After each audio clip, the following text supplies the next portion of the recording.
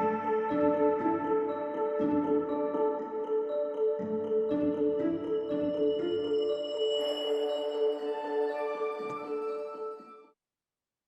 bonjour à toutes et à tous. C'est vraiment un plaisir de vous accueillir ce matin pour ce webinaire sur la durabilité. Alors, on va parler en français, on va parler en anglais, on va interagir entre nous, hein, puisque, évidemment, on est dans un monde d'interdépendance. Donc, si on veut que la conférence fonctionne bien, il faut qu'on y mette tous et toutes d'une autre. En tout cas, c'est un tout au grand plaisir de vous avoir. On a 75 inscrits ce matin. On est très, très heureux avec l'École internationale de vous accueillir. Je suis moi-même cofondateur de l'EUCO, une des deux organisations qui organise ce webinaire. Alors, vous avez vu, évidemment, vous avez l'habitude maintenant, puisque ça fait bientôt 2 ans que certainement vous participez à des événements en webinaire. Mais pour que celui-ci se passe bien, on aimerait que vous interagissiez. Et pour ça, vous avez la possibilité d'utiliser le Q&A ou le Q&A, ça dépend dans quelle langue vous avez votre browser, pour pouvoir poser des questions. Et puis, les conférenciers, les panélistes vont essayer d'y répondre pendant le temps de la conférence pour qu'on essaie de maximiser le nombre de réponses qu'on vous donne. Hein, une conférence traditionnelle, on a 2-3 questions qu'on peut prendre à la fin. Là, on peut en prendre 10, 15, 20 pour la conférence. Donc voilà, profitez de cette opportunité qui vous est donnée pour poser vos questions. Si vous avez des pratiques techniques, il y a l'outil de discussion qui existe. Et puis comme ça, on pourra résoudre vos petits problèmes techniques si vous en vivez pendant la conférence. Alors, comme je l'ai dit, cette conférence sera donnée en français et en anglais. Et puis, on voulait évidemment que nos hôtes du jour, donc l'École internationale, puissent vous dire leurs mots de bienvenue. Et donc, j'accueille Yann et Alexandra. Et je leur dis bonjour. Ça fait très, très plaisir de vous avoir avec nous. Et puis, on vous donne la parole. Je vous donne la parole pour pouvoir ouvrir cette conférence. Bienvenue, Yann et Alexandra. Bonjour à tout le monde et bienvenue de la part de l'École internationale de Genève. Donc, je m'appelle Alexandra Yetz, je suis la présidente des parents d'élèves et professeurs du campus de la Châtaigneraie. En tant que parent, une des raisons principales pour laquelle je mets mes enfants dans cette école, c'est par rapport à la mission. Et je vais vous la lire parce que c'est très intéressant. La mission de l'École internationale, de l'Écolint, est d'éduquer les élèves à être des citoyens du monde ayant la capacité et le courage de créer un lendemain juste et joyeux. Pour cela, l'école prépare les élèves à être engagés dans le débat environnemental de leur temps et sur toutes les questions de la durabilité. Je vais passer la parole maintenant à Yann, un de nos professeurs. Merci. Okay, thank you very much. Good morning. My name is Jan Dijkstra. I've been Sustainability Coordinator at La Châtaigneraie, which is one of the 3 campuses, since 2013. And it's been a bumpy journey. It's been really interesting. When I started in 2013, I think it's fair to say very few people had sustainability very clearly in their mindset, but that has changed dramatically over the past 8 years. In those years, we have tried very hard to do a number of things. For me personally, it was always to give students who are concerned and who are engaged an opportunity to make changes in their own lives and in their own communities. And we've scaled that up a few years ago when we set the goal to eliminate single-use plastic on campus, which we managed to do with the community, right? It's very much a community affair. We did it with the PTA, we did it with the everybody on staff really looking at the service technique. So it was a community and the students helped out. And what resulted in is that we managed to eliminate single-use plastic, that now a platform exists, which is called Plastic Free Campus, which has been adopted by over 50 schools worldwide. And we hope that many more schools will do that. We hope to be an active member of the local community. So I'm delighted to be here surrounded by companies who are also going the journey to see can we contribute to our communities locally, thinking in a global fashion. And I think it will be fantastically encouraging to our students to hear this, right? To see that the world is opening up, that there are alternatives to a just for profit mindset, but that you can be for profit and contribute to your communities and the planet as a whole as well. So I'm delighted to be here and I look forward to be part of that journey. Thank you. Thank you, Yann. Merci, merci Alexandra. En tout cas, c'est un grand plaisir de vous avoir. C'est un grand plaisir bien, de pouvoir animer finalement un petit peu cette communauté, l'école internationale, ce matin, avec des thématiques qui sont évidemment très, très importantes, hein, puisqu'on dit que dans les principaux changements qui touchent les organisations, évidemment aujourd'hui, bien, il y a le changement climatique, ce qu'il implique sur les sociétés, sur les gens, ce qu'il implique sur notre façon de voir les organisations. Puis je pense qu'après la petite heure qu'on va passer ensemble aujourd'hui, certainement vous aurez une vision un petit peu différente de ce que ça veut dire la durabilité, intégrer la durabilité dans son business model. En tout cas, merci beaucoup pour l'introduction. Et puis, on va aller de l'avant, évidemment, en vous répétant le beau programme qu'on a ce matin, donc avec Nadia Isler de l'ONU, qui est là, qui nous fait l'honneur d'être là ce matin. On aura ensuite Eba Lepage-Lombardier, Sophia de Meyer de Paline. Alors, on a choisi, évidemment, l'ONU. On va pas la présenter. Vous êtes notamment émetteur des SDGs, vous allez nous en parler. Chère Nadia, tu vas nous en parler. Et ensuite, on a deux entreprises de taille un petit peu différente, même très différente. Hein, une grosse entreprise de la place genevoise avec Lombardier qui a fait un move vers le mouvement Bicorp il y a de ça maintenant 2 ans. Sauf erreur, elle va nous en parler. Et puis Opaline, Bicorp également, mais une PME à l'échelon très, très local. Et donc, l'idée, c'est d'avoir avec ces deux organisations un petit peu un panel de ce qui peut être fait lorsqu'on parle de durabilité en Suisse et dans le monde. Chère Nadia, bienvenue, ça nous fait un grand plaisir de t'avoir. La parole est à toi pour nous présenter ta vision, celle évidemment des Nations Unies sur la question de durabilité et l'impact et le lien évidemment avec les organisations, parce que c'est le thème de ce matin. Chère Nadia, un tout grand bienvenue. Merci beaucoup, Christophe. Bonjour, good morning à tout le monde, chers parents, chers participants, chers élèves. C'est un grand plaisir pour moi d'être ici au nom des Nations Unies, de l'Office des Nations Unies à Genève et directrice du SDG Lab, de participer à cette table ronde. Je vais faire aujourd'hui une présentation très brève, d'une dizaine de minutes, comme Christophe l'a dit, pour après vraiment laisser le plus de temps possible à l'interaction avec vous. Pour nous, c'est toujours extrêmement enrichissant et important de faire ce travail de reach out, parce que comme vous le savez, l'agenda 2030, autrement dit les objectifs du développement durable, sont des objectifs qui, même s'ils ont été adoptés dans l'enceinte des Nations Unies par 193 États, c'est vraiment un agenda qui appartient à toutes et à tous, à tous les citoyens, quels qu'ils soient, où qu'ils vivent, quelle que soit leur profession ou leur intérêt ou pas pour le développement durable. Finalement, on est tous acteurs de cet agenda-là. Et ça, j'aime bien le préciser toujours quand je fais ce type de présentation, c'est que très souvent, on parle des objectifs onusiens du développement. Et à quelque part, je trouve que ça prête à confusion, parce qu'on a l'impression que, ce sont des objectifs qui ont été adoptés par les Nations Unies, alors qu'ils n'ont pas été adoptés par les Nations Unies, ils ont été adoptés par les États, par 193 États, je l'ai dit, mais aussi parce que, justement, c'est un agenda dont tout un chacun a la responsabilité, finalement, de mettre en œuvre. Mais il y a vraiment cette ownership aussi, hein, donc il y a la responsabilité, mais aussi un ownership partagé entre tous les pays et tous les citoyens de ces différents pays. Peut-être trois grands éléments à retenir de l'adoption de cet agenda qui, comme vous le savez, a été discuté pendant de longs mois à New York, mais également au niveau des pays. Donc, ce qu'il faut savoir, c'est qu'en décembre 2015, quand les 193 États des Nations Unies se sont accordés sur cette feuille de route en termes de comment apprécier et comment collaborer pour répondre aux plus grands défis de développement de notre ère, à l'époque, en amont, il y avait eu tout un travail au niveau des pays, au niveau national, hein. Il y avait eu des grandes consultations tant avec les organisations partenaires expertes en matière de développement au niveau des pays, mais avec les gouvernements, avec les autorités nationales, régionales, locales, avec les citoyens, avec le monde académique, avec le secteur privé. Donc, quand les gouvernements sont venus à New York pour négocier les détails de cet agenda, il y avait déjà en amont tout un dialogue qui avait eu lieu au niveau des pays.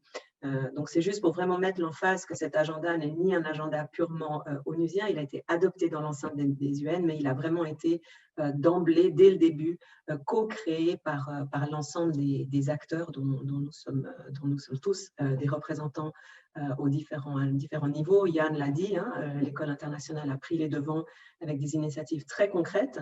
Vous êtes des acteurs de cet agenda et l'exemple que tu as donné, Yann, illustre tout à fait le genre de choses très concrètes qui peuvent être faites au niveau d'élèves, au niveau d'école, et puis après, évidemment, à un autre niveau beaucoup plus global, je dirais, les décisions qui peuvent se prendre au niveau politique. Et sur ce spectrum, il y a toute une série d'activités qui peuvent être faites et qui doivent être faites. Les 3 éléments que j'aimerais souligner sur le côté un peu unique de l'adoption de cet agenda, c'est que c'était la première fois, et c'est la première fois dans l'histoire, que tous les États du monde se sont ralliés derrière un agenda de développement.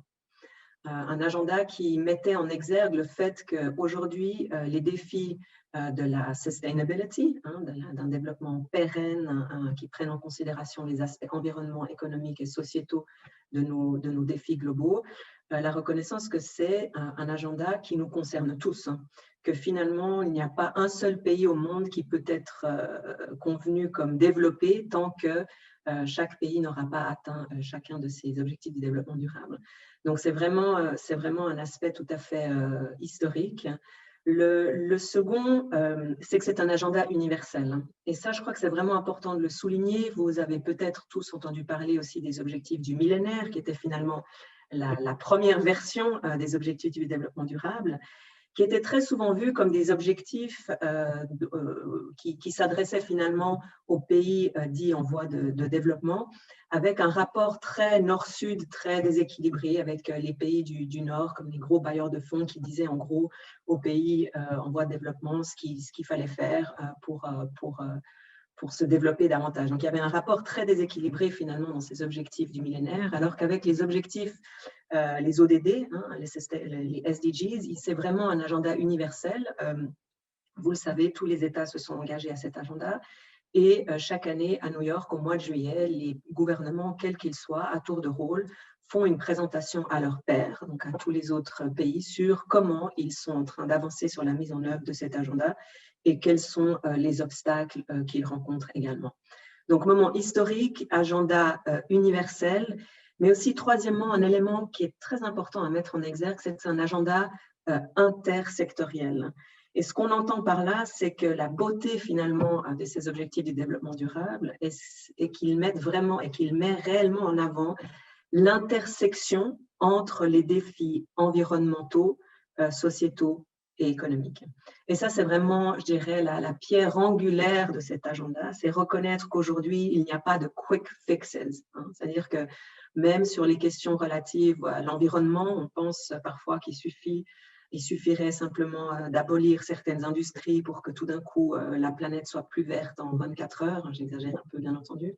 Mais cette transition a des impacts énormes au niveau économique et sociétaux. Et si on veut que les résultats de ces initiatives, projets politiques, etc., qui visent à une planète en meilleure santé, par inadvertance, ne laissent pas finalement des personnes derrière, il faut avoir cette approche horizontale ou systémique, comme on dit souvent. Et ça, c'est vraiment la beauté de cet agenda, c'est que non seulement dans les objectifs, vous l'avez vu, Christophe a mis le slide, ce sont des objectifs donc, qui s'attellent à tous les différents éléments du développement durable, mais en plus, sous chacun de ces objectifs, nous avons des indicateurs qui permettent de mesurer le progrès, mais ce sont des indicateurs qui permettent aussi cette cross-fertilization, comme on dit, ou cette comparaison intersectorielle pour voir les effets collatéraux positifs et négatifs d'une action dans un certain domaine sur un autre domaine. Et ceci m'amène finalement à mon deuxième point relatif à un exemple extrêmement saillant finalement sur cette interdisciplinarité ou interconnexion des défis. C'est évidemment le grand défi dans lequel nous nous trouvons tous aujourd'hui, qui est la pandémie du Covid. Il n'y a pas un exemple, je dirais, plus évident que la crise du Covid qui démontre à quel point nous vivons aujourd'hui tous une crise qui est une crise sanitaire, mais qui est une crise aussi économique et qui est une crise aussi environnementale et qui touche finalement de près ou de loin à peu près chacun des 17 objectifs. Il est vrai, je vais vous dire, quand j'étais diplomate suisse, y compris quand j'étais en poste à Genève, à l'OMS, donc à l'Organisation mondiale de la santé, il y a quelques années, il était très rare finalement de parler de l'intersection entre les défis relatifs à l'environnement et les défis relatifs à la santé. C'était un nexus ou une intersectorialité dont on parlait très peu. Aujourd'hui, c'est une évidence, et le Covid l'a simplement amplifié, c'est une évidence que ces différents secteurs sont intimement connectés et donc demandent une réponse politique intégrée également. Le Covid a aussi mis en exergue un des éléments fondamentaux de l'agenda qui sous-tend l'ensemble de l'agenda. C'est toute la notion des inégalités que nous vivons dans le monde entier, y compris dans les pays dits développés. Nous l'avons vu dans le pays dans lequel nous nous trouvons aujourd'hui, dans la ville dans laquelle nous nous trouvons aujourd'hui aussi.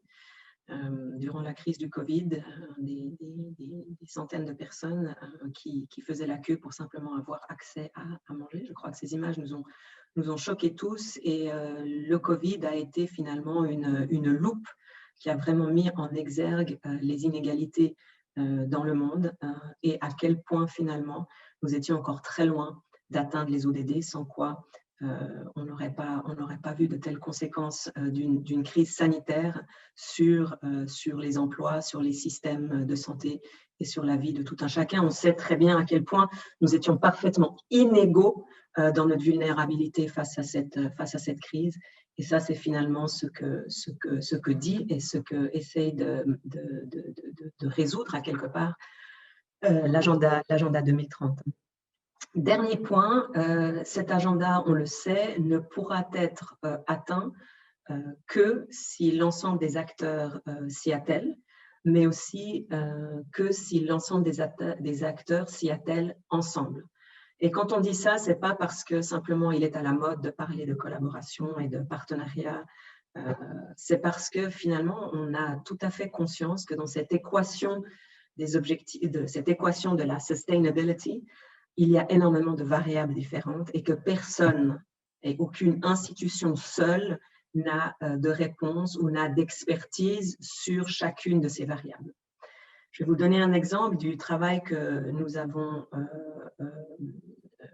initié avec un ensemble d'autres partenaires ici à Genève, donc nous, le SDG Lab. Peut-être deux mots aussi sur notre travail avant que je passe sur cet exemple. Donc le SDG Lab est une entité onusienne basée à Genève qui vise à utiliser vraiment le leveraging des Nations Unies pour incuber, pour créer, pour encourager des partenariats multipartenaires qui permettent une accélération des ODD au niveau des pays.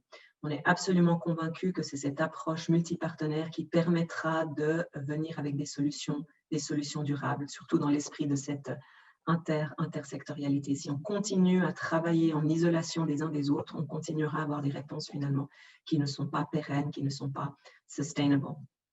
Et l'exemple que j'allais vous donner, et je crois aussi que Eba en parlera tout à l'heure, c'est l'exemple de l'initiative qui s'appelle Building Bridges. Il y a 1 année et demie ou 2 ans, le SDG Lab, qui est le curateur d'une plateforme qui s'appelle le Geneva 2030 Ecosystem. C'est une plateforme qui unit tous les acteurs actifs sur les SDGs à Genève sur une base volontaire. Au sein de ce groupe, nous avons identifié finalement un common appetite, un dénominateur commun d'intérêt autour de la question de la finance durable. Et ce qu'on s'est rendu compte aussi, c'est que d'un côté du lac, finalement, on avait toute une série d'acteurs avec une grande expertise dans le développement, mais relativement peu en finance. Et de l'autre côté du lac, on avait l'inverse, des acteurs qui avaient une grande expérience dans la finance, mais peut-être un petit peu moins au niveau des ODD. Et qu'il était impératif qu'une fois pour toutes, ces acteurs se mettent à travailler ensemble, pas juste pour le plaisir de collaborer, mais vraiment parce qu'ils détiennent à eux chacun un morceau de la réponse et que c'est que si on met ces domaines d'expertise ensemble qu'on va réussir à co-créer des solutions pérennes. Donc ça, c'est en gros l'objectif de Building Bridges. La prochaine étape iteration de cette grande conférence aura lieu au mois de novembre, début décembre cette année à Genève. C'est un événement qui aura lieu sur toute une semaine, qui culminera aussi avec un sommet de haut niveau. Mais je dirais que Building Bridges, c'est finalement un mouvement qui a été initié par tout un ensemble de partenaires, y compris avec les partenaires de la finance, pour que ce soit un exercice ou un mindset qui naisse et qui se développe tout au long de l'année. Et ça, c'est vraiment quelque chose qui nous tient à cœur, et je crois qu'on a un exemple de cet engagement au cours de toute l'année pour le développement durable et la finance durable dans le nom de Eba Lepage, à qui je vais maintenant passer la parole. Voilà, je me réjouis beaucoup de vos questions et de l'échange qui suivra. Over to you, Christophe. Merci chère Nadia, merci beaucoup pour ces explications. C'est vraiment passionnant pour en parler des heures. Donc, je pense qu'on prendra ça sur la table ronde tout à l'heure. Peut-être l'occasion aussi de vous rappeler, vous pouvez utiliser l'option Q&A. Vous êtes déjà prolifique ce matin, malgré le c'est relativement tôt, mais vous êtes on dit, puisqu'il y a déjà 4 questions posées à Nadia. Donc, Nadia, à toi d'y répondre en direct. We'll then switch to English to welcome to Eba Lepage, Lombardier. Welcome, Eba. So I give you the floor, and then we'll take back to you. We'll go back to you for the round table. Right? Okay, you have the floor, Eba. Thank you, Christophe, and thank you, everyone. I'm delighted to be here, and I was actually particularly delighted when Lombardier was asked to participate. Because I have 2 daughters at La Grande Boissière, so Ecolint is very close to my heart. So first, a quick word about Lombardier for those who don't know us. We're a private bank over 200 years old, headquartered in Geneva. So we're a global wealth and asset manager. We have 28 offices in 25 countries. And I think when we look at sustainability, what we've noticed is that sustainability means a lot of different things to different people. And this is something that our bankers see when they speak with clients. For example, for some people, sustainability is very much climate action, it's the environment. For others, it's to have good risk management, responsible business practices. Yet for someone else, the focus might be on urban development and green mobility. So at Lombardier, how we try to define it is when we approach sustainability, is to be a responsible business. How do we treat employees and all our stakeholders? How do we best invest our clients' assets? Do we have a solid risk management? Sustainability is also to be resilient in times of crisis. And of course, to realize that sustainability is a work in progress for everyone, and we all can and need to do to better and to improve. So at Lombardier, we have integrated ESG, so environmental, social, and governance factors into our investment process for over 20 years. We've also developed our operations along the concept of sustainability. And in order to help us do that, we've signed up, as all banks and a lot of companies do, we've signed up to a lot of frameworks that address different parts of our business.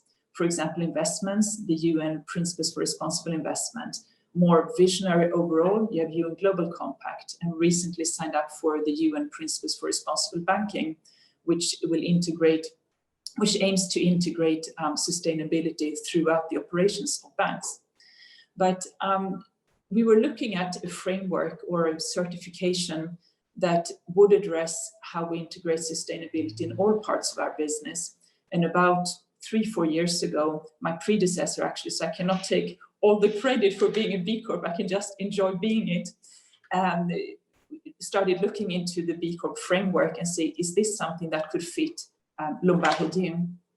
And it did, and it's because we wanted to look into a framework where we could measure and improve on our sustainability throughout everything we do.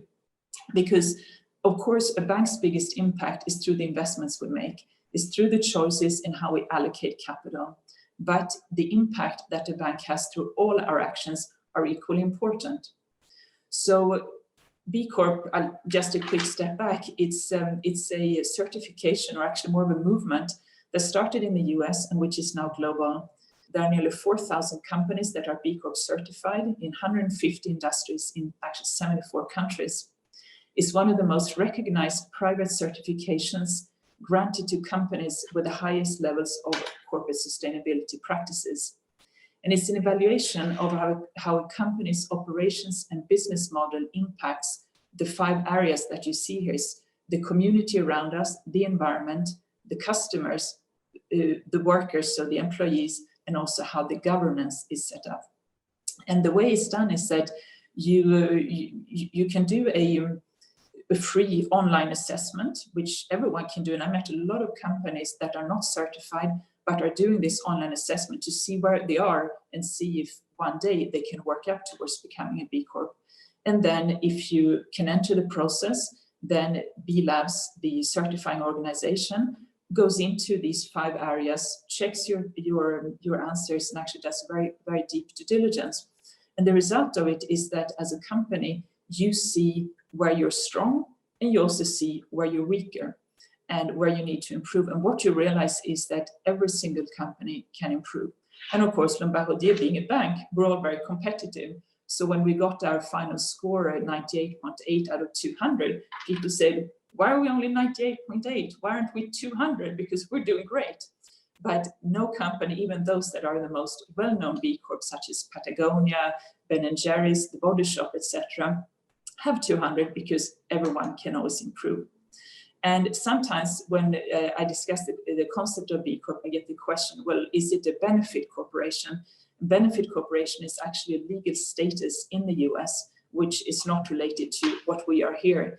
And in France, I mean, you have the entreprise à mission as well, so which is a different type of legal status. What we did at the bank when we became B Corp is that we had to change our articles of association because we had to include the fact that we will take into account the impact that our actions have on all our stakeholders, so not just on our shareholders, our owners, our partners, but on all stakeholders. And that's a really interesting approach, and it's an approach that ensures that everyone internally really saw that we were doing something different. This is it's a game changer. And B Corp often has uses the, I would say, slogan to use business as a force for good. This does not mean that B Corps are NGOs or charities. It's profit-making or hopefully profit-making organizations, because without profit, you cannot do good, but you need to make sure that while you make your profit, you do your business, you do as good as you can, and that you have as good an positive impact as possible and a small negative impact as possible on the world around you, basically. And for us as a company, as a bank, the B Corp certification has been extremely useful because we added to our sustainability roadmap, and we need to be recertified every 3 years. So it gives us time to improve. It gives us time to see where should we change something. For example, on the environmental side, we did our first carbon footprint 2 years ago, and then again this year, which of course, unfortunately, is not very, doesn't give a full picture because of the year of COVID, but this has given us a basis to know where can we, in which offices do we not have renewable energy, where can we cut, how can we make our business travel, which of course is a big part of our carbon footprint, how can we make that more efficient? On the customer side, it is how do you have a positive impact, as a large positive impact as possible on the world through the products that you sell to your customers, to us, to our clients. And for us being a bank, this means the products that we create, the funds that we create should have an impact, a positive impact on the world. And in the past year, I mean, we've focused on several different strategies: net zero, natural capital, climate transition, which we believe helps to move the sort of net zero goal forward. Another really important part is, of course, the employees. And this is to show what benefits do you give your employees, how flexible are you, how do you take care of them in times of crisis. And there is something that I've really seen how during this year of COVID, how Lombard Odier, who has, of course, 200 years of experience to take care of employees. Otherwise, I don't think we would be here still today, to help from the moment the crisis hit our offices in Asia till it started all over Europe and in the US, and to really support those who've been sick, those who had families who've been sick. So that's a very important part of being a B Corp, that you take that responsibility. And community, this is to see how you have, what the impact you have on the community around you. At Lombard Odier, we have a very big philanthropy group historically, and to help our clients with foundations to direct their donations in the most efficient manner. But we also have our own foundation that we now in the past year have really focused on helping communities in crisis due to the COVID pandemic. Another important part when I speak internally about being a B Corp and why it matters is that when we hire people today, it's very different from just 3, 4, 5 years ago. Today, a lot of potential employees ask us the question, well, what are Lombard Odier's values? What do you stand for? What's your carbon footprint? And when I speak internally, I'm telling even people who are in, not even HR, but say technology or logistics, wherever they are, they must be prepared to answer this question, because one day they will want to hire someone and say, well, what is the bank's values? And this is very good to prepare by thinking, we are a B Corp, what does that mean we stand for? So it's a couple of good points that people take away from that. So basically, being a B Corp, it shows full sustainability alignment with our products and, of course, services strategy. It drives us to try to be in the forefront of setting good standards for good business.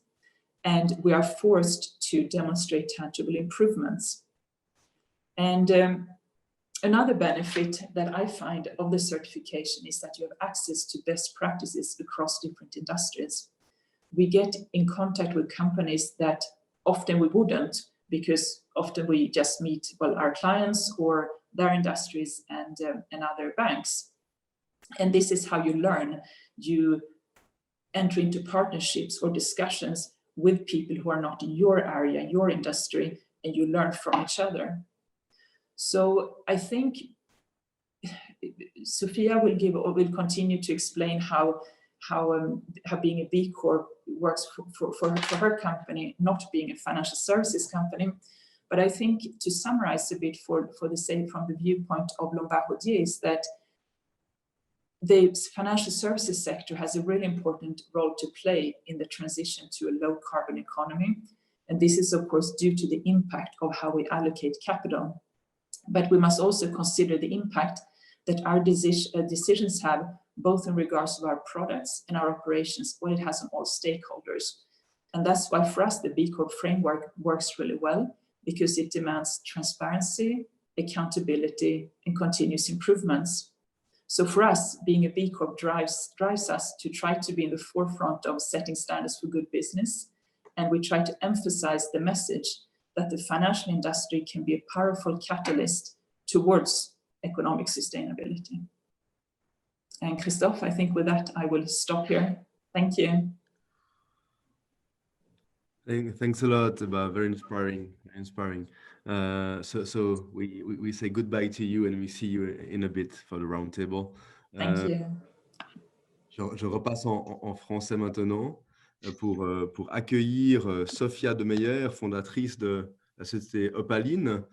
Sophia, tu peux gentiment activer et ta caméra et ton micro. Je crois que pour le micro, c'est tout bon. On t'entend en tous les cas. Bienvenue, chère Sophia. Je vais juste regarder. Tac. Comme ça. Voilà. Sophia, on te voit. Bienvenue, chère Sophia. J'espère que tu vas bien. Et puis, bon, on se réjouit de t'entendre, évidemment, sur Opaline. Et puis, comment est-ce que Opaline, depuis sa fondation, a intégré la durabilité au cœur de qui elle est, de qui vous êtes. Et puis, on se réjouit, chère Sophia. Merci beaucoup Christophe. Merci à l'OECO pour l'organisation de cette conférence. Merci à l'École internationale de Genève également. Et merci à vous tous, participants, de nous écouter sur cette thématique tellement pertinente et tellement importante. Merci Nadia, merci Eba d'avoir démarré ce webinaire Je passe en dernier, je vais essayer de ne pas répéter ce qui a été déjà dit, mais plutôt de faire des liens. To build bridges, comme ça a été dit, avec une expérience qui est la mienne au sein d'une entreprise qui s'appelle Opaline. Donc, Opaline a été créée en 2009. Elle a été créée pour valoriser l'agriculture de proximité et adresser à une consommation durable, dans le sens d'une connexion du consommateur à la matière première qui provient d'une agriculture de proximité. Donc voilà comment Opaline a démarré en 2009 avec de gros enjeux, bien sûr, puisque nous ne prenions pas du domaine du secteur alimentaire, on était animés d'une mission qui était vraiment de créer ce lien et ce pont pour une économie locale. Ce que j'ai retenu des premières présentations qui touchent bien sûr au cœur d'Opaline, c'est que finalement la durabilité, si on souhaite l'intégrer dans un business model, eh bien, il y a deux éléments pour moi qui sont clés. Le premier, c'est que c'est réellement un mouvement collectif. Seul, on n'y arrivera pas. Donc ça, c'est vraiment un élément clé que je retiens et que nous pratiquons. Et le deuxième, pour moi, c'est le sens du leadership. Un leadership à mission, ça a été dit également. Comment est-ce qu'il peut se définir? Comment est-ce qu'il peut nourrir cette communauté pour qu'au fil des jours, des mois et des années, eh bien, on puisse construire ce business model ensemble de manière viable?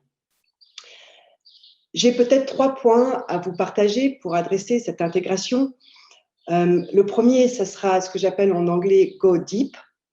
Le deuxième, ça sera « go wide ». Donc, comment est-ce qu'on élargit le scope d'une mission dans cette notion communautaire? Et le troisième, je l'appelle « go wild », qui est cette reconnexion à la nature dont je vais vous parler tout à l'heure.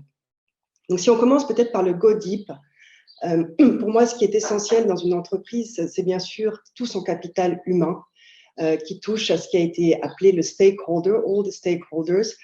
Donc là, nous avons bien sûr l'équipe opérationnelle, on a après un conseil d'administration, c'est comme ça que ça fonctionne bien sûr, et nous avons également des actionnaires. Il est essentiel que tout le monde, tout cet écosystème de personnes puisse se rallier derrière la mission de l'entreprise, puisse l'incarner. Comment faire pour que chacun puisse incarner cette mission?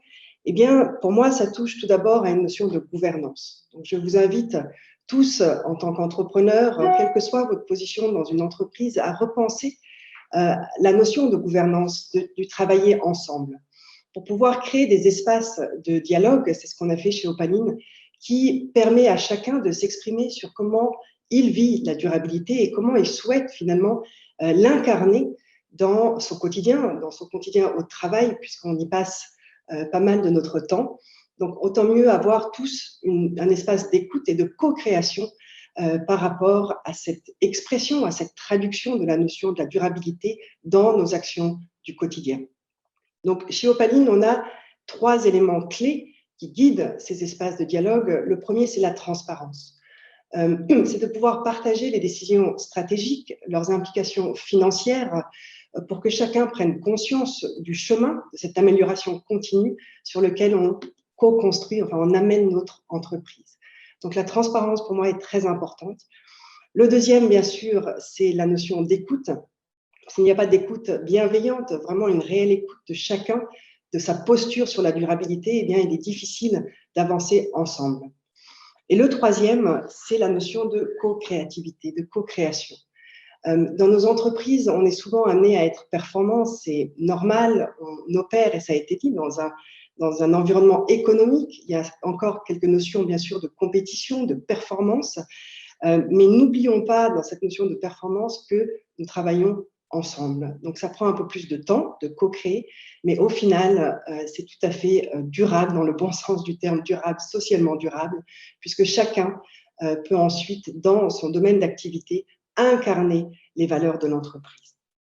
Donc ça, c'est le premier point pour moi de cette granularité du go deep, c'est de penser à la notion de gouvernance dans nos entreprises, de créer vraiment ces espaces de dialogue intersectoriels, quel que soit le domaine d'activité. Nous, on inclut même les personnes à la production, bien évidemment, jusqu'aux personnes du bureau et aux personnes qui siègent au conseil d'administration, pour qu'on crée vraiment des groupes de travail en co-création.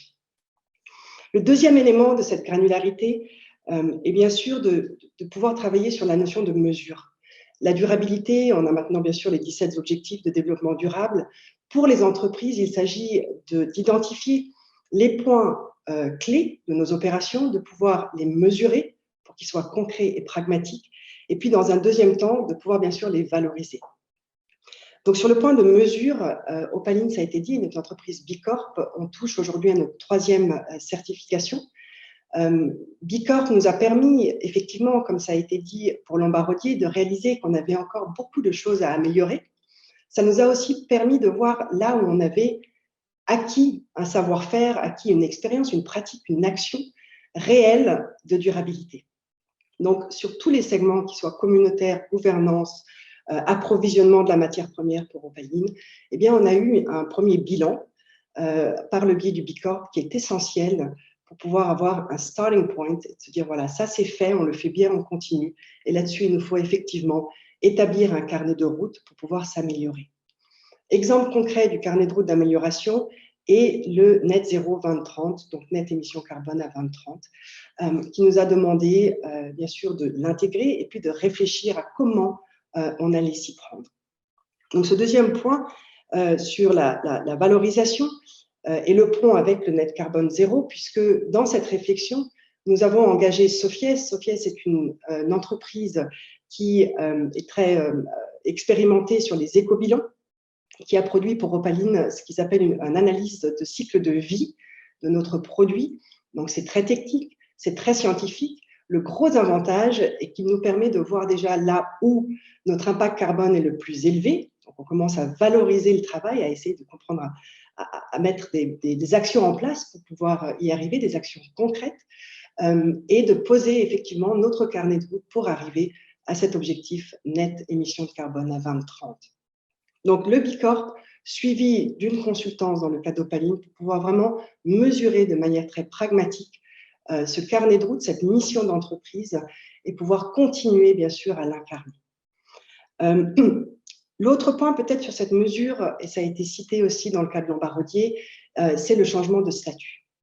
Pour une entreprise dite à mission qui se veut d'intégrer la durabilité dans son business model, B Corp impose aujourd'hui le changement des statuts d'une entreprise dans le sens de sa mission, de son but social, pour y intégrer la considération de l'impact social et écologique. Alors, d'expérience, je vous le dis, ça a été vraiment mon travail des 4 derniers mois. Ce changement de statut requiert en Suisse l'aval de tous les actionnaires, bien évidemment, et donc là, on voit qu'il y a un travail de fond, ce que j'appelle même en anglais du stewardship, pour que chaque actionnaire puisse approuver, bien sûr, ce changement, et pour qu'il puisse l'approuver au niveau stratégique, il doit à nouveau comprendre où va l'entreprise.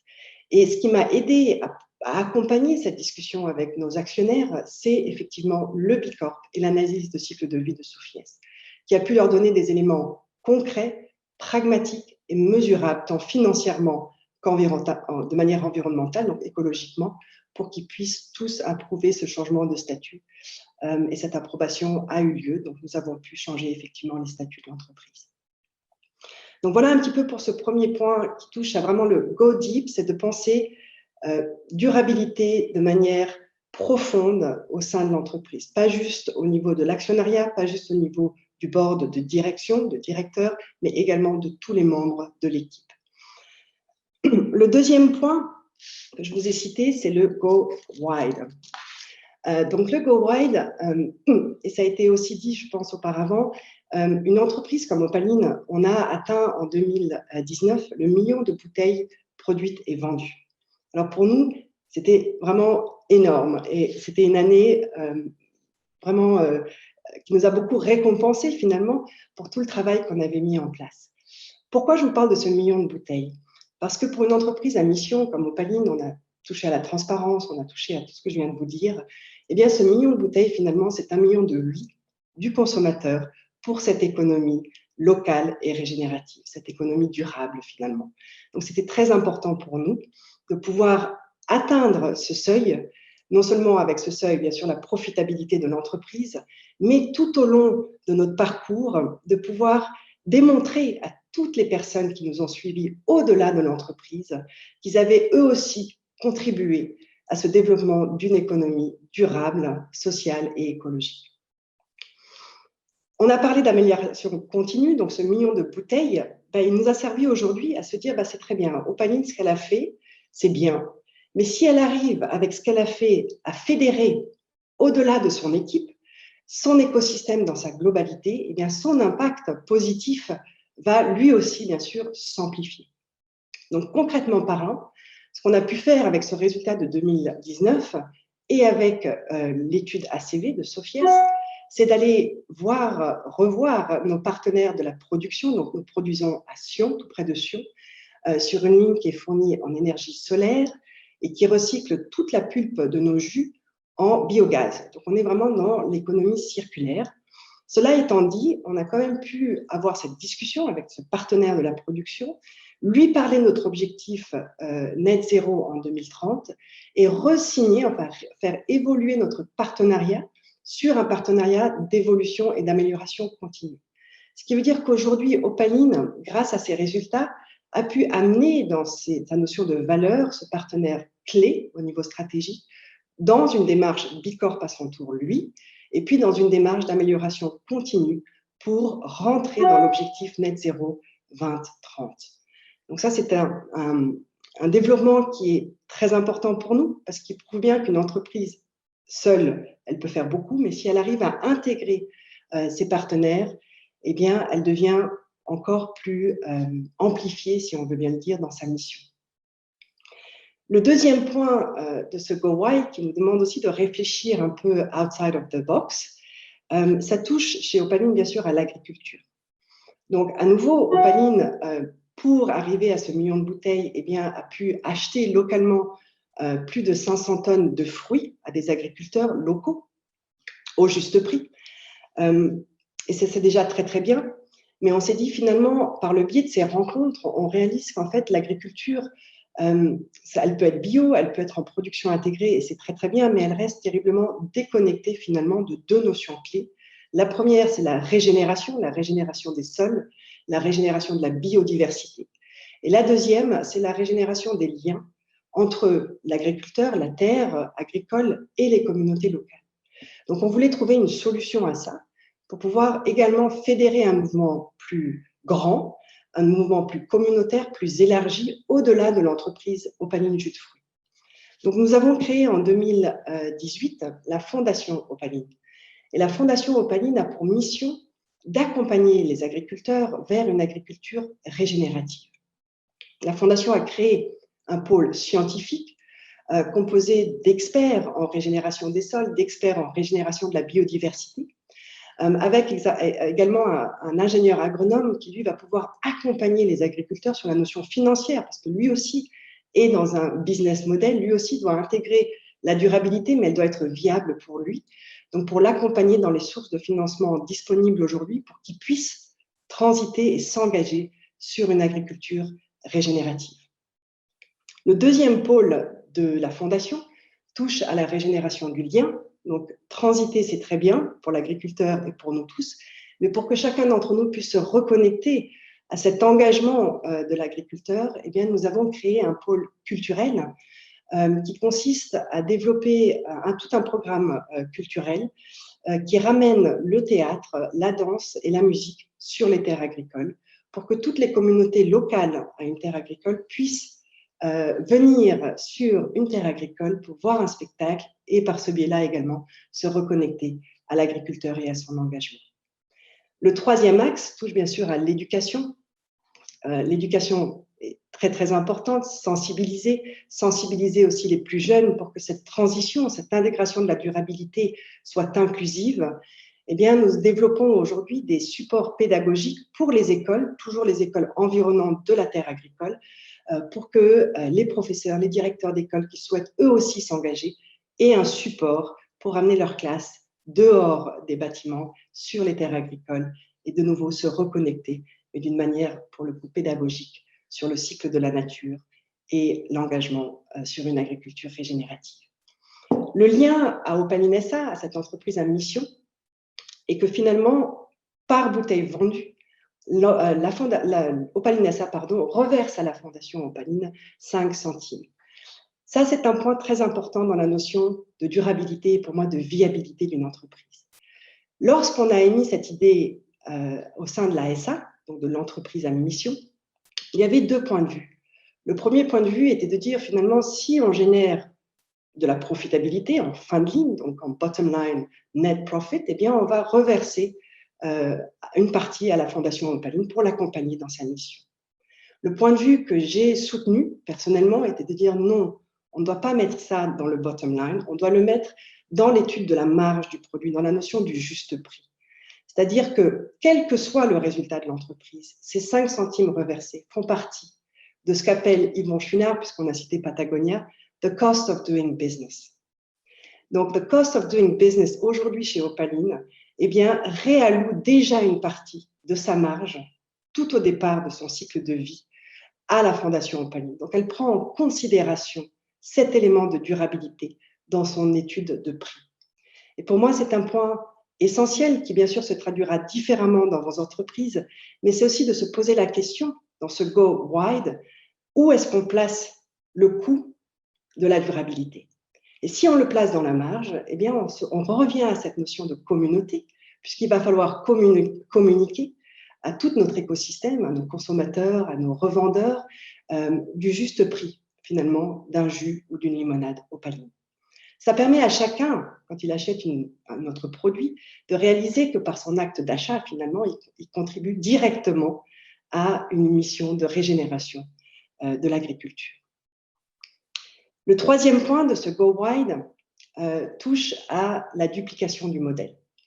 Aujourd'hui, Opaline, avec son année 2019 telle que je vous l'ai décrite, aurait pu se déployer, bien sûr, et amplifier ses activités en produisant plus de jus de fruits et plus de limonade et en allant chercher d'autres marchés à l'étranger, donc en exportant son produit. Il est clair que cette vision-là allait à l'encontre, à quelque part, de notre mission d'entreprise qui touche déjà à l'écologie. Avec le transport, on le sait bien, on a un impact. Et puis dans l'analyse ACV, bien évidemment, on aurait bien vu cet impact d'exportation. Donc là aussi, on a réfléchi, on s'est demandé dans ces espaces de dialogue, le premier point de toutes les équipes, comment on allait pouvoir amplifier notre impact régénérateur sans porter préjudice finalement à notre posture environnementale. Et de là, s'est créé un partenariat avec l'IMD, qui est une école de management à Lausanne, pour modéliser Opaline et non pas exporter son produit, mais exporter son modèle. Et c'est là où ça devient très intéressant, parce que intégrer la durabilité dans son business model permet à une entreprise comme Opaline aujourd'hui, qui est une PME, comme l'a dit Christophe, mais de voir son modèle se dupliquer à l'étranger, de voir une croissance de son chiffre d'affaires, bien évidemment, sans pour autant en perdre ses valeurs. Parce que nous allons recréer l'écosystème Opaline, agriculteurs, fondations, avec l'accompagnement, la notion du consommateur, avec tous les points de vente qui, eux, sont les ponts entre la production et la consommation. Là, je vous parle d'épiceries locales, de cafés, de restaurants. Nous en avons plus de 2000 aujourd'hui en Suisse. De recréer ces écosystèmes dans d'autres pays pour justement que les communautés locales puissent s'engager à leur tour sur une entreprise à mission qui régénère les sols agricoles de l'environnement, enfin de la communauté locale. Donc voilà pour le deuxième point de pratique. C'est possible, je vous le dis, donc allez-y, c'est très très bien et c'est très inspirant. Le troisième point, et ça sera ma conclusion, c'est le Go Wild. Et celui-là, on l'oublie parfois. Ça me cause quelquefois quelques questions quand j'en parle sur des conférences économiques. Mais enfin, il faut le dire, je crois, c'est la notion de conscience, c'est la notion de bienveillance et d'amour. On parle de durabilité, on a aujourd'hui énormément d'innovation dans ce domaine, très technique, on l'a dit, on l'a fait aussi chez Opaline. Mais il reste pour moi un point clé. Si nous n'arrivons pas à nous reconnecter à la nature, qui est finalement la source de tout ce qu'on essaie de protéger aujourd'hui, eh bien, tout ce que l'on va faire au niveau stratégique, à un moment donné, va perdre en valeur et va perdre en engagement. Nadia l'a dit au départ, c'est vraiment une question d'endurance. There are no quick fix solutions. Donc, on va y être pendant des années encore. Il va falloir trouver l'énergie, il va falloir trouver l'inspiration, la création.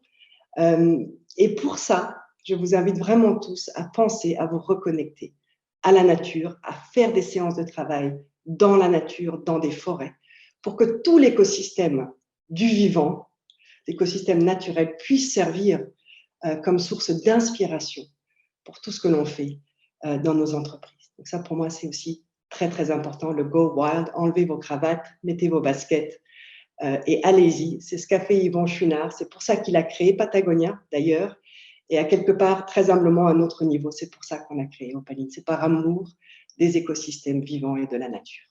Voilà. Je vous remercie tous et à tout à l'heure dans la table ronde. Merci. Merci beaucoup, merci chère Sophia, merci de nous rappeler l'essentiel, se reconnecter aux gens, à la nature. Ça va être le lien vers la table ronde, donc là j'ai arrêté le partage d'écran. J'invite nos amis et amis copanélistes d'activer leur caméra pour qu'on se sente un petit peu moins seul avec Sophia. Voilà. Voilà. Bienvenue. Bienvenue aussi à Yann qui va m'aider à animer cette table ronde. Alors d'abord, c'est bien, Sophia, tu nous as reconnecté à la nature. Moi je vais nous reconnecter vous pouvez sans autre aussi. Voilà, vous pouvez activer votre caméra, mais désactiver votre micro, comme ça évite les quelques petits bruits qu'on peut entendre. Moi, je vais nous reconnecter au vieux monde du business parce que c'est le titre de la conférence. Tu as parlé, Sophia, de cost of doing business. Mais what is the profit to be sustainable? Finalement, est-ce qu'aujourd'hui, par exemple, à Lombardier ou à Opaline, puisque là, on a 2 entreprises, est-ce qu'aujourd'hui, vous sentez que le consommateur ou le client de banque est attiré, soit potentiellement à payer plus, soit à consommer différemment parce que vous êtes une entreprise qui a des valeurs fortes? Je ne sais pas, peut-être Eva, vu que Sophia vient d'avoir la parole, puis après je passerai la parole à Sophia sur cette question. Yes, very, very much so, I would say, because, I mean, consumers and clients today see a value in companies that are responsible and have very much views and opinions on how do we impact the environment, how do we impact those around us, how do we impact other communities. So yes, there is definitely a commercial value in being sustainable, apart from, of course, all the other impacts, that the fact that we all need to do our best for the world, if one wants to say.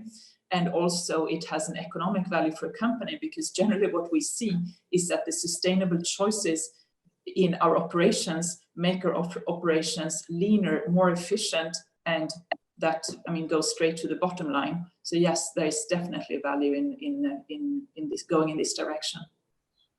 Did you see a flow of new assets like when you became B Corp? Or?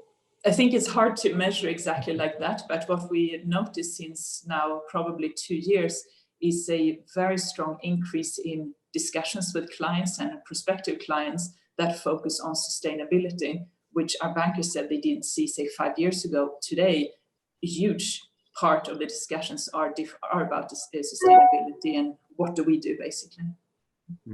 Thank you.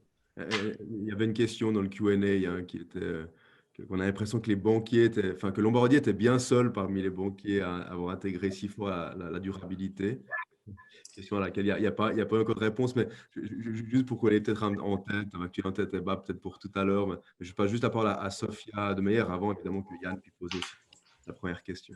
Cette question-là du consommateur et du prix qu'il donne à la durabilité. Alors, je pense que... Alors, Sophia, je te réponds, puis après, je passerai la parole à Yann pour la question d'après. D'accord. Okay, I picked up a couple of Yann, questions. on laisse juste répondre Sophia, puis après, je te passe. Pardon. Pas de souci. Donc oui, très rapidement, Opaline, pour moi, on est la preuve. On a toujours prêché ce qu'on appelle le juste prix. On est arrivé sur le marché en 2009-2010 avec un produit qui est plus cher, bien évidemment, que les jus ou les sodas industriels. La croissance d'Opaline, qui se situait entre 25 et 30% chaque année en 10 ans, démontre que le consommateur est prêt à payer ce que nous avons défendu comme le juste prix pour contribuer à cette notion de durabilité. Pour moi, la chose qui est très, très importante, c'est de nouveau cette notion de transparence, c'est de pouvoir l'expliquer avec des actions concrètes. Donc, on a passé énormément de temps sur le terrain en épicerie, dans les cafés-restaurants, dégustations, festivals, etc., pourraient rester en lien avec, bien sûr, le consommateur qui est l'effet de levier important pour des entreprises comme Opaline.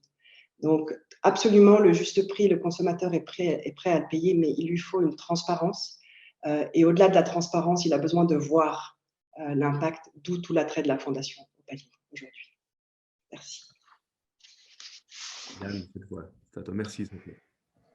Merci.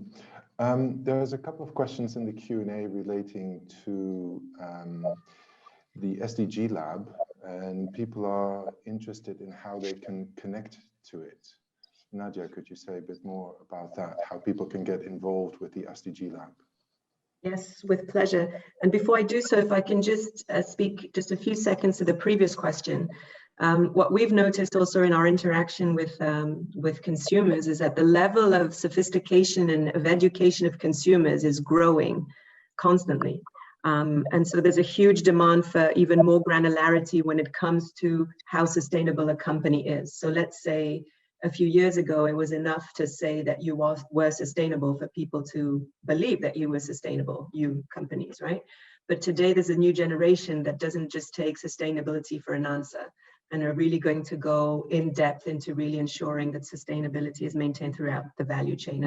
And I think this is a positive thing. At the same time, I think we need to be careful to give du temps au temps, right? So that companies are able also to transition, the finance industry is capable of transitioning too. But I think if we think of the writing on the wall, that's definitely the increased pressure that we will all be facing moving forward, is this increased sophistication of knowledge of civil society to really make sure that we're serious about when we talk about sustainability, that it's throughout the whole value chain. That was just a comment on the first question. On how to engage with the SDG Lab. So first of all, we have a website, sdglab.ch. Please join us. And follow us on Twitter too. I mean, there are different ways of engaging. We have created the Geneva 2030 ecosystem, which is a group/platform of all SDG actors, whether public, private, UN, other international organizations, academics, so all people and institutions involved in the SDGs that are interested in collaborating with others. So the first thing I would say is to join that group, and you can do so through our website. There are a series of meetings of the Geneva 2030 ecosystem with the entire community, where you get to actually meet a whole bunch of different stakeholders that you wouldn't have a chance to meet in your own kind of institutional silos, because let's face it, we tend to kind of meet with our brothers and sisters, but we never really have an opportunity to grow into meeting our cousins, let alone our neighbors. So this is the opportunity of the Geneva 2030 ecosystem. Then there are a few very concrete initiatives that we're working on, such as building bridges on sustainable finance, where obviously that is also a website, buildingbridges.org, I think. Just Google building bridges, and there you will see a whole bunch of different opportunities for people and institutions engaged in sustainable finance to be active, either proactively by suggesting an event together with other actors or not during the Building Bridges Week, but also to just participate in that event. And then concretely, the way we work in the SDG Lab is that based on where the demands are coming from, we will curate groups, subgroups of the Geneva ecosystem to work together. So it's not only, we have now 450 members, it's not that we always work with the entire group, right? We will see what the demands are coming from governments and other organizations saying, this is our SDG challenge. You know, is there know-how in Geneva that you could curate to help us move this forward? And we will do it on an ad hoc basis. But generally, I would probably need 2 hours to answer that question, and I obviously don't have it. So what I would suggest, any of you that are interested either in our work or seeing whether there's an opportunity to engage in such a way, just shoot us an email and we'll get back to you. Merci beaucoup Nadia. On mettra évidemment les différentes informations, tout ça vous sera transmis aux participants, donc la présentation de PDF d'aujourd'hui et les différents liens qui ont été cités pour que vous puissiez contacter les participants. Une question encore que je vais vous poser plutôt aux gens de l'école internationale aussi, voire aux entreprises qui sont là, Lombardier et puis Opaline. C'est vrai que Sophia a parlé de go wide, puis de fédérer l'écosystème autour de nous. Comment est-ce que vous fédérez aujourd'hui cet écosystème? Est-ce que par exemple, chez Lombardier, est-ce que dans la sélection des fournisseurs, par exemple, ou dans le fait d'engager les fournisseurs vers la durabilité, vous faites quelque chose, par exemple? L'école internationale, quelle est votre pratique là-dessus? Je ne sais pas, on n'a pas encore entendu l'école au nom de l'école. Alors, je ne sais pas si c'est Alexandra ou Yann. Tiens, Yann qui fait l'intervieweur, mais tu peux aussi répondre aux questions, j'imagine. Comment est-ce que l'école engage aujourd'hui autour de la durabilité ces parties prenantes? Si Yann ou Alexandra veut répondre à cette question. Maybe Alex, you want to say from the perspective of the parents? No? Okay.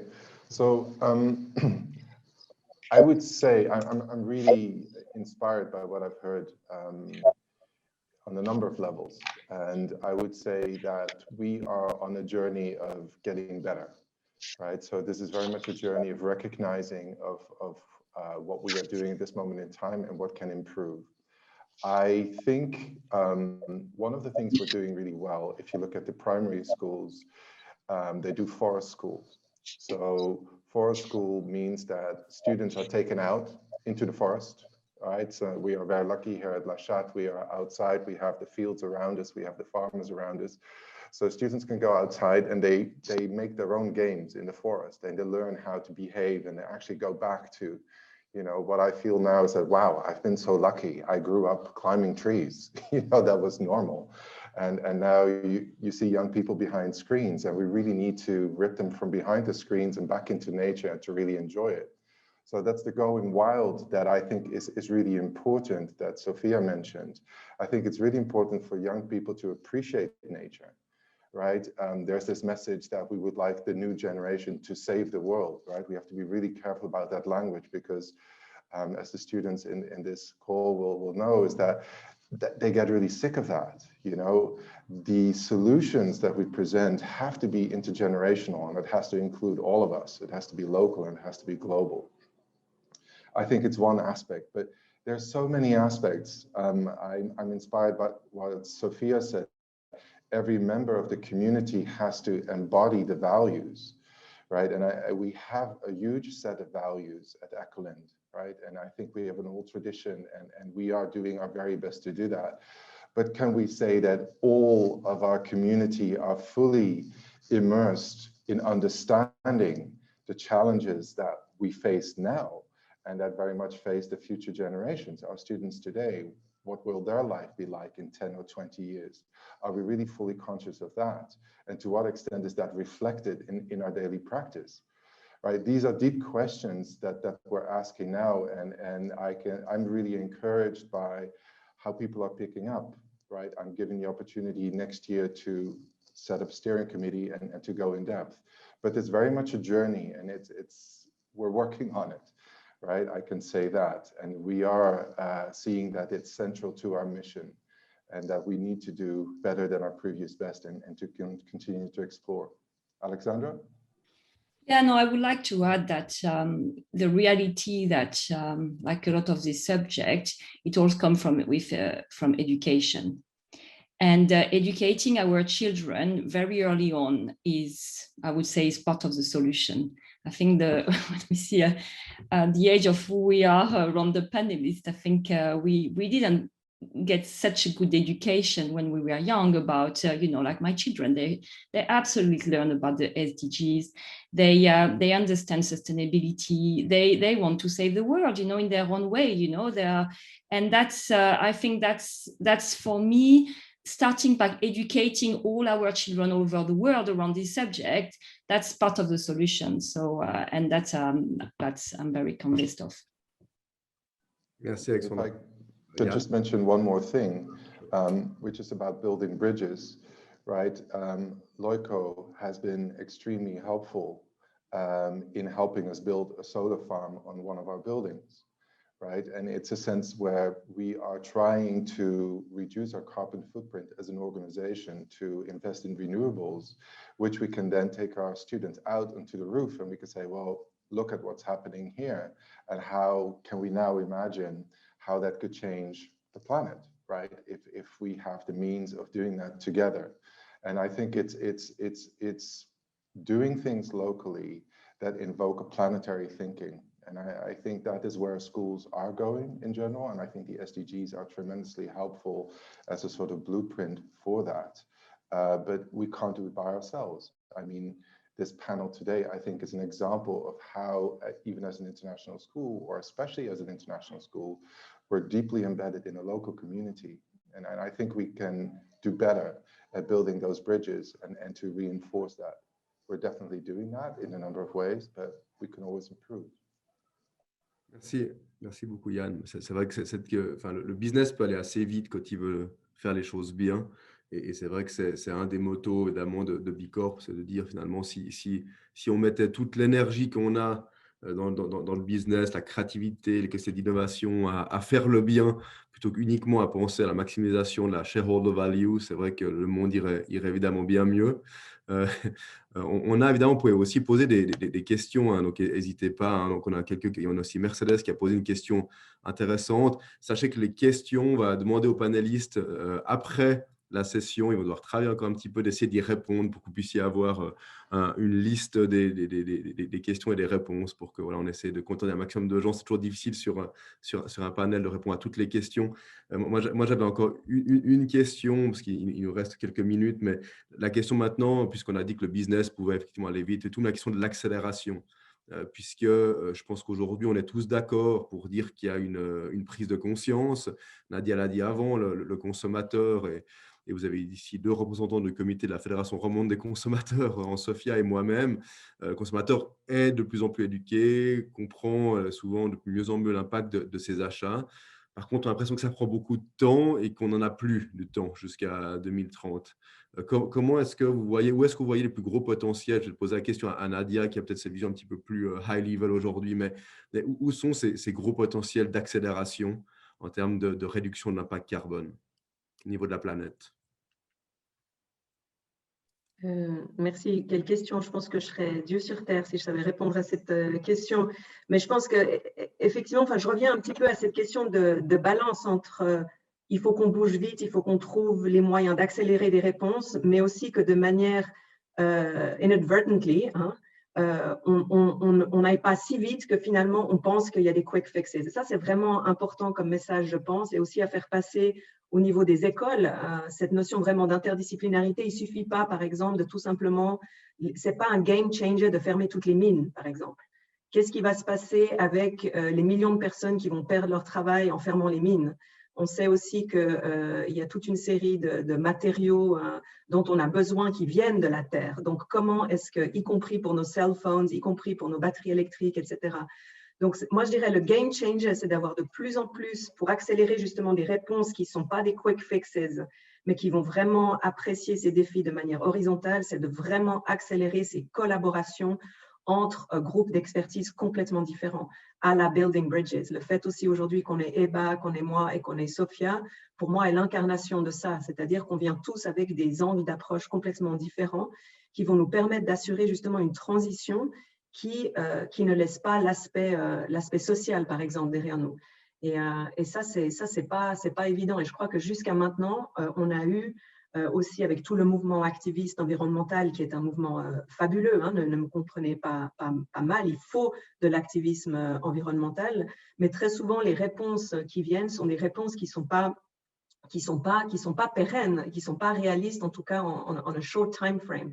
Donc vraiment, comment on apprécie cette transition est vraiment fondamentale. Il faut aussi là y investir de l'argent, ça a un coût. Transition has a cost, vous le savez pour tous ceux qui gèrent des compagnies. On ne change pas un business model overnight, c'est un coût économique et c'est un coût au niveau aussi des job creations and the kind of jobs of the future. Et ça, je pense, un des game changers et le rôle fondamental des écoles privées et des écoles publiques, c'est de s'assurer qu'on forme vraiment nos élèves aux professions du futur qui vont permettre cette transition, qui vont nous permettre d'être plus résilients aussi à des crises comme le Covid. Par exemple, si vous imaginez, je sais qu'il y a certains pays qui essayent d'imposer dans leur curriculum que les élèves qui ont la capacité académique d'aller, par exemple, à l'université, qu'ils soient imposés en parallèle, qu'ils aient une profession purement technique qui leur permettra toujours d'avoir un revenu en cas d'une crise sanitaire telle que celle qu'on a rencontrée. Donc, il y a plein d'éléments comme ça, complètement de mindset shift qu'il faut qu'on développe ensemble. Merci. Est-ce que quelqu'un veut rajouter quelque chose sur cette question d'accélération?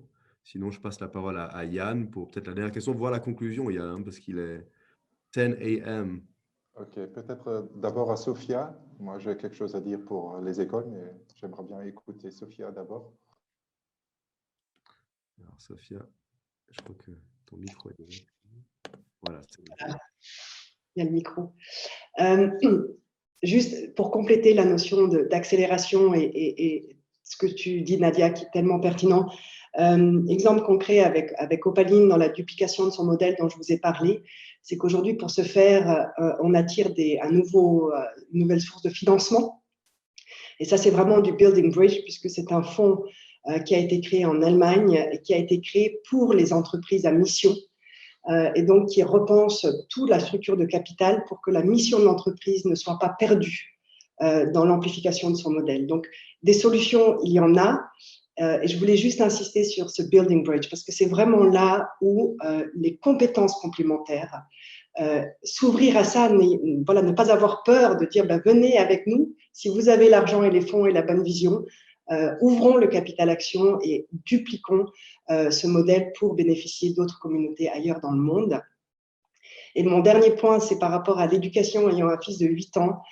Et merci Yann d'en avoir parlé, et toi aussi Alexandra. Pour moi, au-delà d'éduquer nos enfants, c'est aussi de les écouter. Parce qu'ils ont cette connexion à la nature, ils ont cette créativité. Et si on leur offre des espaces pour s'exprimer, et qu'en tant qu'adulte, on est d'accord de les entendre, et pas de se dire « Ah, mais parce qu'ils ont 8 ans, ils ne savent pas de quoi est fait le monde », eh bien, on ira aussi beaucoup plus vite. Voilà, merci. I know it's time, but if I could just say for 1 minute to add to that, I feel that very often when we talk about solutions, we forget about our young. And I think young people and a lot of researchers out there are really waiting to be asked. They are waiting to be included. And they're waiting to be contributing. I've seen that in the eco crew that we have at our school, that students they show up, they are there, they help. And and getting rid of single-use plastic would not have been possible without our students. They show up and they do the dirty work and they want to be involved. And I like this notion of young people having to do something which is entrepreneurial, something with your hands, something active that you can always make a living. I mean, my personal dream is that schools are reconceived completely, right, to places where traditionally schools have been places of compliance, conformity, and competition. And if we move beyond that, we go to a place where we nurture curiosity and where we allow young people to shape the future in their schools, right? That schools become places where they prototype the future, not adapt to the past, but live the future, shape the future, and go out into the world and help change it for the better. Voilà, merci Yann, merci pour ces beaux mots. Merci évidemment à l'École internationale de montrer la voie, puisque on l'a dit, l'éducation est évidemment centrale dans les changements rapides qu'on doit mener. En tout cas, merci à nos panélistes, merci à Sophia, merci à Alexandra, merci aussi à Nadia et à Eba. Vous avez été super inspirants. Je pense qu'on part de cette matinée avec déjà beaucoup d'espoir et puis aussi avec beaucoup d'idées à implémenter nos organisations. Il y a plein de modèles qui ont été cités. On a cité évidemment le mouvement Bicorp. Alors, allez vous informer sur le mouvement Bicorp et achetez Bicorp si vous pouvez. Ça, évidemment, c'est un impact qu'on peut avoir. On a parlé également de la Fédération romande des consommateurs. N'hésitez pas à aller regarder. L'École internationale, vous la connaissez bien.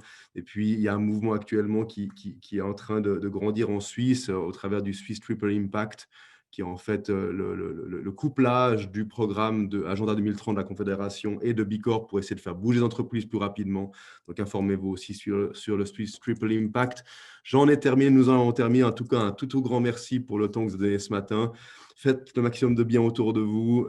Ayez du plaisir dans ce que vous faites et surtout, restez en bonne santé. À tout bientôt et au revoir tout le monde. Encore merci à l'École internationale. Au revoir, merci. Au revoir, merci. Au revoir, merci.